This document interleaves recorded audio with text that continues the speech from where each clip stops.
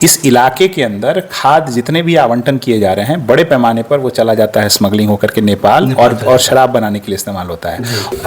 मंत्री आते हैं, जो कृषि मंत्री होते हैं, चाहे जो भी नेता आते हैं, तो ज़्यादा किसान को ही यति करते हैं, तो उससे उपलब्धि नहीं मिल रहा है, लेकिन हालांकि किसान को ठगा ही जा रहा है। चलिए नमस्कार, अभी हम मधुबन विधानसभा क्षेत्र के चैता पंचायत में हैं और आपको बता दें कि मेरे फ्रेम में दिख रहे हैं ये शाश्वत गौतम जी हैं, जो पहले अमेरिका की राजधानी में जलापूर्ति आयोग में इन्होंने निर्देशक के पद पे काम किए और वहां से आकर बिहार में भी है मुख्यमंत्री के साथ सलाहकार का काम किए और आपको बता दें कि अब आरजेडी में है और प्रदेश महासचिव के रूप में काम कर रहे हैं। अभी ये मधुबन विधानसभा क्षेत्र में छाए हुए हैं। इनका अभी ही कुछ दिन पहले किसान समाज सम्मेलन का आयोजन किया था, जो बहुत ही सफल रहा। इस क्षेत्र में लोगों ने इनको और बेहतर तरीका से जाना। इन्होंने वहां से जैसे आए तो यहाँ काम करना शुरू किया, किसानों के पक्ष में काम करना शुरू किया। बहुत सारे किसान वहां पहुंचे हुए थे और सभी से संवाद की बात करने की कोशिश की, किसानों की समस्याओं को उठाने का कोशिश कर रहे हैं।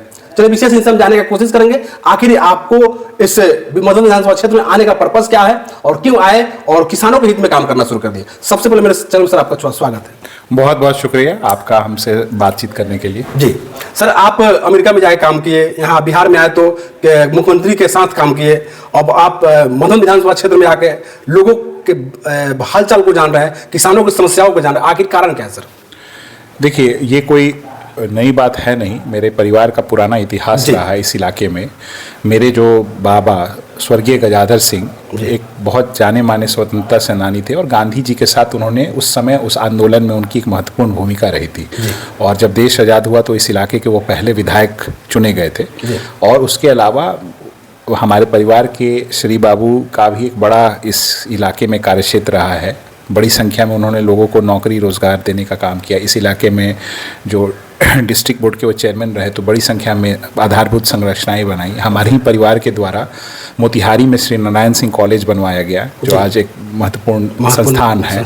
चैता में हाई स्कूल बनवाया गया। आप पकड़ी दयाल का प्रखंड देख रहे हैं, वो सब हम लोगों ने योगदान दिया। और भूदान मूवमेंट में भी आचार्य विनोबा भावे के हमारे परिवार की तरफ से मतलब बड़ी पैमाने पे मुझे लगता है कि 50-100 बीघा ज़मीन जो है दान के रूप में दिया गया। इस इलाके के लोगों के लिए एक बड़ा पहल हमारे परिवार का रहा है। मेरे बाबा जब विधायक थे तो आप अभी जो नरहर पखड़ी पुल और मधुबनी घाट का जो पुल देख रहे हैं और नदी के दोनों किनारे जो बांध बना हुआ है वो मेरे स्वर्गीय गजाधर बाबा का बनवाया हुआ है। इस इलाके में जब मेरे बाबा के भाई स्वर्गीय बृजकिशोर बाबू स्वास्थ्य मंत्री बने तो बहुत सारे स्वास्थ्य केंद्र और उपकेंद्र बनाए गए। तो हमारे परिवार की एक बड़ी पहचान इस इलाके के विकास को लेकर के रही है। और मेरे पिताजी भी यहाँ से प्रतिनिधि के तौर पर चुनाव लड़े थे, विधायक का चुनाव, और उन्होंने भी अपने जीवन काल में सामाजिक कार्यों में काफ़ी बढ़ चढ़ करके हिस्सा लिया। तो एक पुराना इतिहास है और हमारी कोशिश रहती है कि इस इलाके के लोगों के लिए जो बन पढ़ कर सके। और हम लोग बहुत शांति तरीके से, बहुत ज़्यादा इसका प्रचार किए बिना, और मुझे आए हुए भी अमेरिका से वापस लौट के आए हुए लगभग जो है अब 8 साल होने को जा रहा है। 2017 में मैं आया था, तो लंबा समय गुजर चुका है। और इस इलाके के लोगों के लिए जितना हो सकता है मैं अपने स्तर पर काम करता रहता हूँ। अभी बिहार के विधानसभा चुनाव होने वाले हैं और हम लोग उम्मीद कर रहे हैं कि जिस राजनीतिक दल की मैं प्रतिनिधित्व करता हूँ वह राजनीतिक दल मधुबन विधानसभा में भी जीते और बिहार में भी तेजस्वी यादव जी के नेतृत्व में इस बार अगली सरकार बनाई जाए। और हमारी कोशिश है कि इसको हर तरह से पूरा किया जाए। बस इतनी सी बात है। और जो हाल ही में जो किसान समाज जी, आखिर सर आपके दिमाग में ऐसा क्यों आया कि पहले हम किसान पर ही काम करें, जिससे किसानों की जो समस्या है वो दूर हो जाए? देखिए, किसानों का इलाका है ये, खेती किसानी करने वाले लोग ही इस इलाके में सबसे ज़्यादा है। उन्होंने जीवन यापन उनका किसानी के ऊपर निर्भर है, चाहे वो खेतीहर मजदूर हों, चाहे वो बटाईदार हों, चाहे वो ज़मीन वाले किसान हों। जितने लोग हैं सब किसी न किसी तरह से किसानी के ऊपर आश्रित हैं। हमारा ये लक्ष्य था कि एक विमर्श स्थापित हो खेती किसानी के मुद्दों को लेके। अभी भारतमाला का जो जमीन अधिग्रहण किया गया रोड के लिए, सड़क निर्माण के लिए, उसके अंतर्गत किसानों की जमीन को अधिग्रहण किया गया। उसको जो है 2013 के लागत से दिया गया भुगतान, उसमें भी व्यापक भ्रष्टाचार है, मुआवजा भी नहीं मिल रहा है, उसकी दाम भी बहुत कम है और 10% का कमीशन है। तो एक बड़ा समस्या है।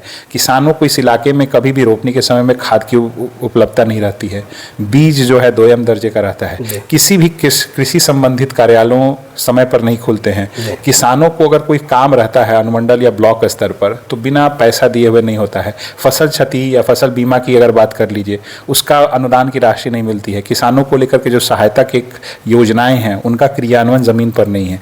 तो इतनी सारे, अब जैसे न्यूनतम समर्थन मूल्य का यह है, धान की अभिप्राप्ति हो। अभी यहाँ पे देश के कृषि मंत्री आए थे शिवराज सिंह चौहान, पूर्व कृषि मंत्री और वर्तमान कृषि मंत्री दोनों लोग केंद्रीय, ये कह रहे थे कि मक्का की खरीद 2400 रुपये हो रही है। सवाल उठता है कि कौन लोग 2400 खरीद रहे हैं? तो अगर ऐसा है तो क्यों बिहार के और मधुबन विधानसभा के किसान 1950 और 1980 में बेच रहे हैं मक्का?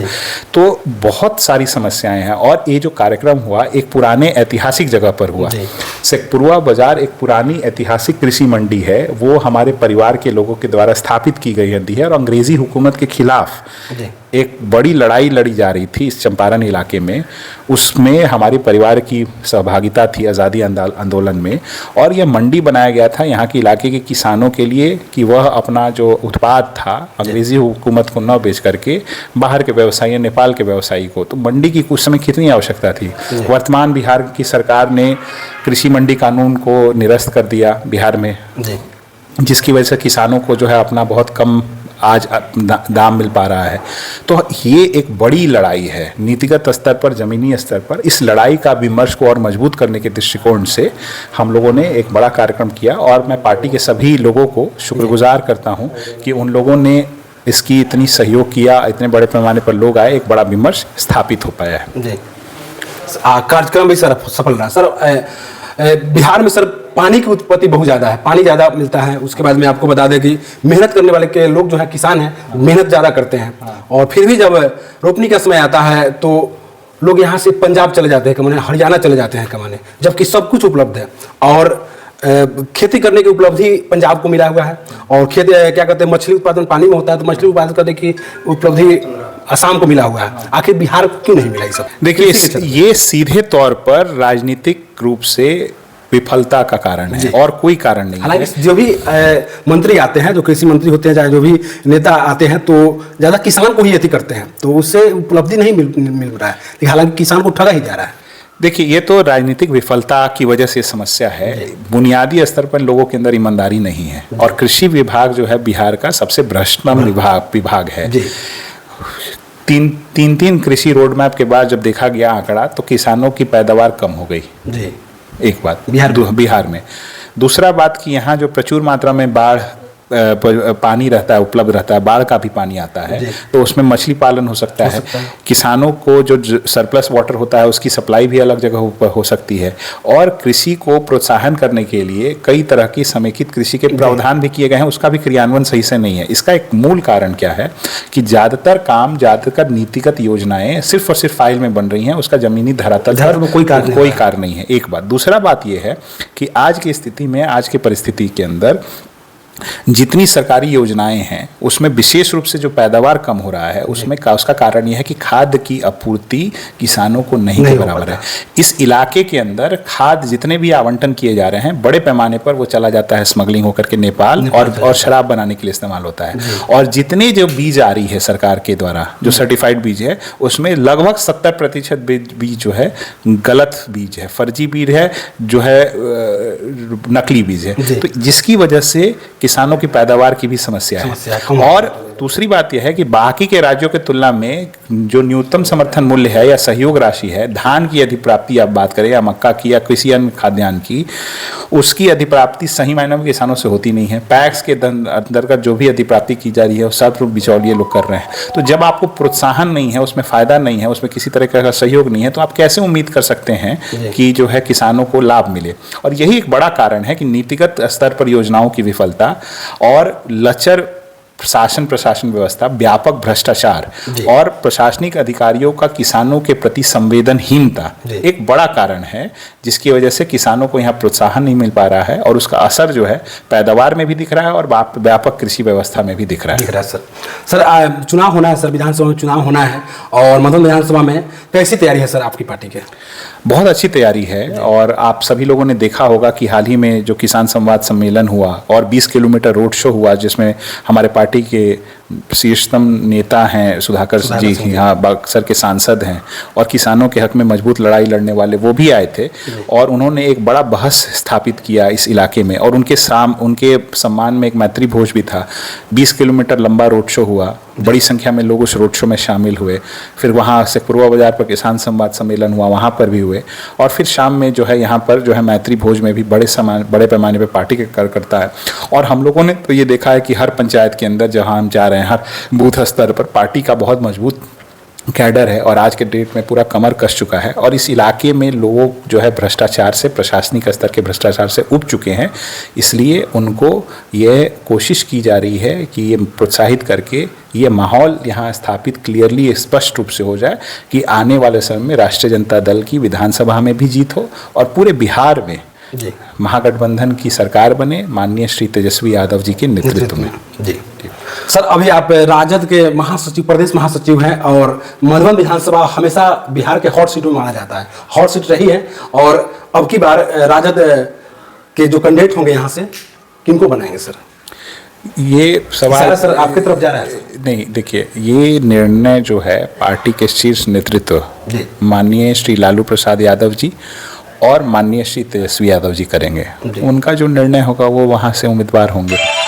हमारी भूमिका है कि पार्टी संगठन को मजबूत किया जाए, जनहित के मुद्दों को व्यापक संघर्ष के साथ, व्यापक विमर्श के साथ उठाया जाए और इस इलाके के अंदर संगठन इतना मजबूत रहे कि पार्टी के कोई भी कार्यक्रम, कोई भी आयोजन हो तो उसमें कार्यकर्ताओं की सहभागिता हो और आगामी चुनावों में इसका असर विधानसभा के स्तर पर भी और पूरे राज्य के स्तर पर दिखे और पार्टी ज़्यादा से ज़्यादा सीटों को जीत करके इस बार सरकार बनाए बिहार में। जी चलिए, सर ने बहुत अच्छे से मेरे सवालों का जवाब दिया। और आपको बता दें कि एक नई पार्टी आई है जो बहुत सारे जगह हाला हो रहा है, मतलब लोग सुनने को मिल रहा है कि वो पार्टी महागठबंधन में मैंने जुड़ कर काम करेगी। सर, हम जनसुराज की बात कर रहे हैं, जनसुराज पता इसे पता चल रहा है कि वो जनसुराज महागठबंधन में जुड़ कर काम करेगी, ऐसा भी है सर? इस तरह की मुझे जानकारी नहीं है। हमारी पार्टी का महागठबंधन के अंदर एक अग्रणी भूमिका है और महागठबंधन के घटक दल के बारे में सब लोग जानते हैं, जिसमें राजद, कांग्रेस और लेफ्ट पार्टियां हैं। इसके अलावा जो जनसुराज पार्टी है, उस पार्टी का अभी कोई बिहार में कोई अस्तित्व नहीं है जमीनी स्तर पर, ये आप भी जान रहे हैं। और दूसरी बात है कि वो प्रायोजित तरीके से भारतीय जनता पार्टी को सहयोग करने के हिसाब से वो काम कर रही है, हालांकि उसमें वो विफल है। तो इस पे हम लोगों को बहुत ज़्यादा इसका संज्ञान नहीं लेते हैं। और बिहार में जनसुराज जैसी और जनसुराज से बेहतर भी कई पार्टियां हैं जो जनहित के मुद्दों को लाती हैं। वो अपना एक गठबंधन करके या अपना वो निजी तौर पर चुनाव लड़ते हैं और लोकतंत्र में हर किसी को अधिकार है चुनाव लड़ने का, तो वो अपना चुनाव लड़े, उसमें कोई स्वागत है। इस लोकतंत्र के अंदर बहुत सारे लोग निर्दलीय भी चुनाव लड़ते हैं, पार्टी के बैनर तले भी लड़ते हैं, गठबंधन के हिस्सा बनते हैं। बट ये चुनाव जो है मूल रूप से सत्य और असत्य के बीच में है, सही और गलत के बीच में है, वैचारिकता की लड़ाई वर्सेस अनैतिक लड़ाई के बीच में है, एक सामाजिक मुद्दों के लेकर, सरकार के मुद्दों को लेकर के लड़ाई है और दूसरी तरफ जो है पैसों को के सरोकार की लड़ाई है। तो हम लोग जो है राष्ट्रीय जनता दल का जो अलायंस है वो जन मुद्दों को लेकर के लड़ाई लड़ रहा है इस आगामी चुनाव में। और हमको पूरा उम्मीद है और विश्वास है कि इस बार बिहार की जनता राष्ट्रीय जनता दल को आशीर्वाद देगी और माननीय नेता प्रतिपक्ष श्री तेजस्वी यादव जी बिहार के अगले मुख्यमंत्री बनेंगे। चलिए मेरे साथ अभी शाश्वत गौतम जी थे जो राजद के प्रदेश महासचिव हैं और इनसे सभी मुद्दों पर बात करने का कोशिश किया हूं और सभी मेरे प्रश्नों को अच्छे से जवाब दिए हैं। और आपको बता दें कि फिलहाल में ही यहाँ किसान संवाद सम्मेलन हुआ था जिसमें इन्होंने बढ़ चढ़ के हिस्सा लिया और किसानों को समस्याओं को उनके तक पहुंचाया और बताया। और फिलहाल अभी मधुबन विधानसभा क्षेत्र में सभी किसानों के पास जा रहे हैं, जिनकी समस्याएं, उनको समस्याओं को सुनने की कोशिश कर रहे हैं। विशेष आप राजू मुखिया को देख रहे थे। धन्यवाद।